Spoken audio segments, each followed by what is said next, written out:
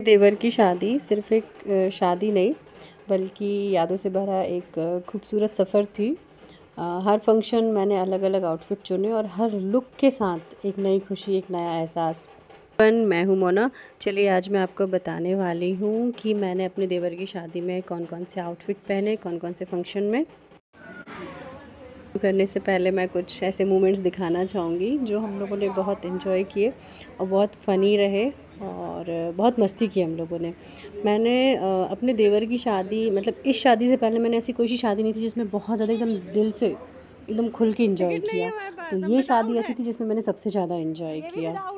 तो कि मेरी दीदी सो गई हैं और फूफा जी टिकट चेक करने आए हैं, तो वो उठा रहे हैं दीदी को कि उठो उठो भाई, तुम एसी में सो रहे हो।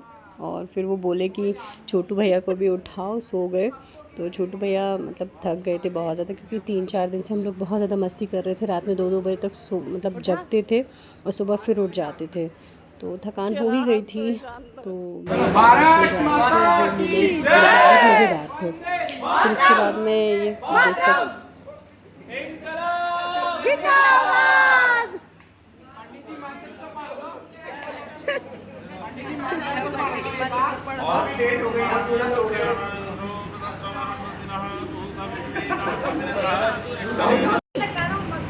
अपने उतारा।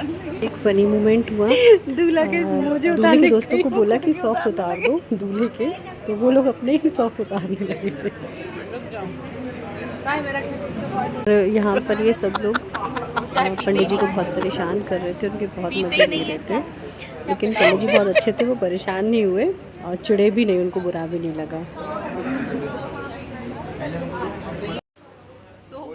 ये वाले मोमेंट्स बहुत प्यारे मोमेंट्स थे, क्योंकि प्राची को बहुत नींद आ रही थी और हम लोग सब उनको उठा रहे थे। दोनों को बहुत नींद आ रही थी, तो दोनों थक गए थे बहुत ज़्यादा। इन मोमेंट्स को भी हमने कैप्चर किया और बहुत अच्छा लगा मुझे। एक बहुत फ़नी मोमेंट आया जब पंडित जी पूजन करवा रहे थे और हम सब लोग एक साथ स्वाहा स्वाहा बोल रहे थे। स्वाहा स्वाहा। तो उसके बाद में एक बहुत फ़नी मोमेंट हुआ कि मेरे एक देवर हैं, तो वो बोलते पंडित जी से, पंडित जी बोलो जुआ केसरी।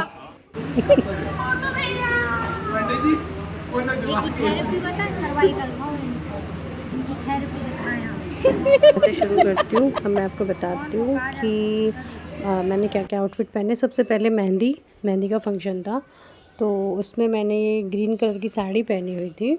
और फिर मेहंदी के बाद दूसरे दिन हल्दी का फंक्शन था, तो हल्दी में मैंने ये येलो कलर की साड़ी पहनी हुई थी और सब लोगों ने येलो येलो पहना था। आजकल तो ये ट्रेंडी हो गया येलो येलो पहनना, तो दोनों बच्चों ने भी येलो पहना हुआ था। और ये आप देख सकते हो, मैंने येलो साड़ी के साथ में ये वाइट कलर का एम्ब्रॉयडरी वाला पर्स लिया हुआ था, पाउच। और ये देख सकते हो मैंने इसमें ये येलो, एकदम डार्क येलो तो नहीं है, ये ऑरेंज येलो मिक्स मैं बोलूँगी इसको। तो ये येलो कलर का मैंने ये आउटफिट पहना हुआ था। और ये जो फ़ोटो ली थी ना, ये मैंने हल्दी में पूरा बनने उसके बाद फिर आगे संगीत। तो संगीत में मैंने ये लहंगा पहना हुआ था। हालांकि ये मेरे एक और देवर की शादी थी, उसमें भी मैंने यही लहंगा पहना हुआ था। तो मैंने दूसरी बार फिर से रिपीट किया है, भैया ये महंगे महंगे लहंगे कौन बार बार सिलवाएगा। फिर मैंने अपने देवर के साथ ये बहुत प्यारा सा डांस किया। और उसके बाद दूसरे दिन हम लोगों को फिर लॉन निकलना था सिवनी के लिए। तो सिवनी में पहुंचते ही से वहाँ पर तिलक का प्रोग्राम था, तिलक का फंक्शन था, लगुन फलदान का।